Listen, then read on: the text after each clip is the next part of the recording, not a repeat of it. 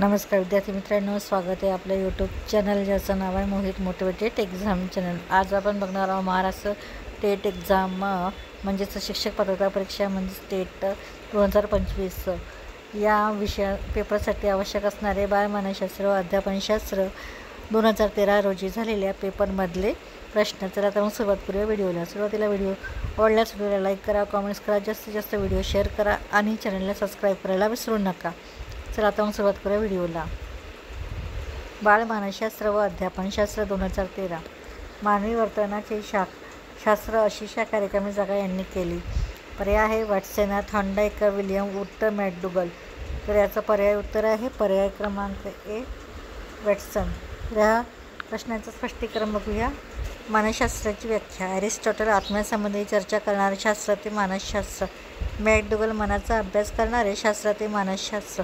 मॅकडुगल मानसशास्त्र हे मानवी वर्तनाचे अनुभवमिश्रित व वर्णनात्मक शास्त्र होय। फ्राईड यांच्या मतानुसार मानसशास्त्र हे बोधात्मक व अबोधात्मक जाणीवांचा अभ्यास करणारे शास्त्र। वॅटसन मानवी वर्तनाचे शास्त्र म्हणजे मानसशास्त्र होय। मानसशास्त्र हे अनुभव वर्तनाचे शास्त्र आहे। मॉर्गन किंग रॉबिन्स मानव आणि मानवेतर प्राण्यांचा वर्तनाचे शास्त्र ते मानसशास्त्र। त्यानंतर वुडवर्ड मार्क्विस व्यक्तींच्या क्रियांच्या त्यांच्या वातावरणाच्या संबंधात वैज्ञानिक अभ्यास म्हणजे मानसशास्त्र होय। क्रोग आणि क्रो यांच्या मते मानसशास्त्र म्हणजे मानवी व्यवहार व मानवी संबंधांचे अध्ययन होय। त्यानंतर बघूया दुसरा प्रश्न।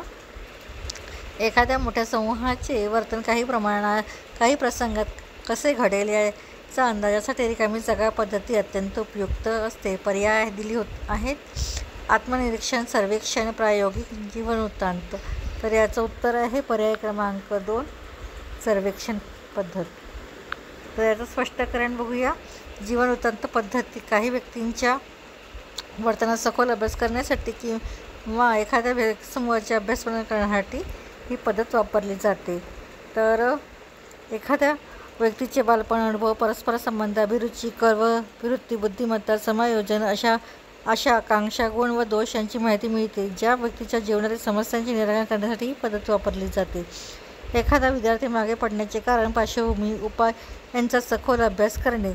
जीवनवृत्तांत पद्धतीचा वापर करून फ्राईड यांनी क्रांतिकारक उपपत्ती मांडली। त्यानंतर बघूया तिसरा प्रश्न। कातड्याच्या निर्जीव पट्ट्याला अंधारात साप समजून आपण घाबरतो हे रिकामी जागाचे उदाहरण आहे।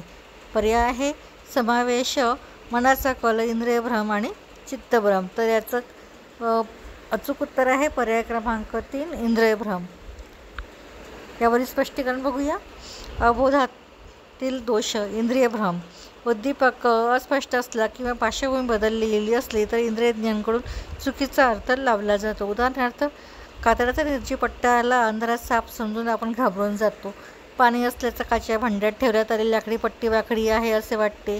त्यानंतर रस्त्यावर पडले दुधाच्या बुच उन्हात चकाकते, आपल्याला ते रुपयाच्या नाण्यासारखे वाटते, हे ते आपण उचलतो।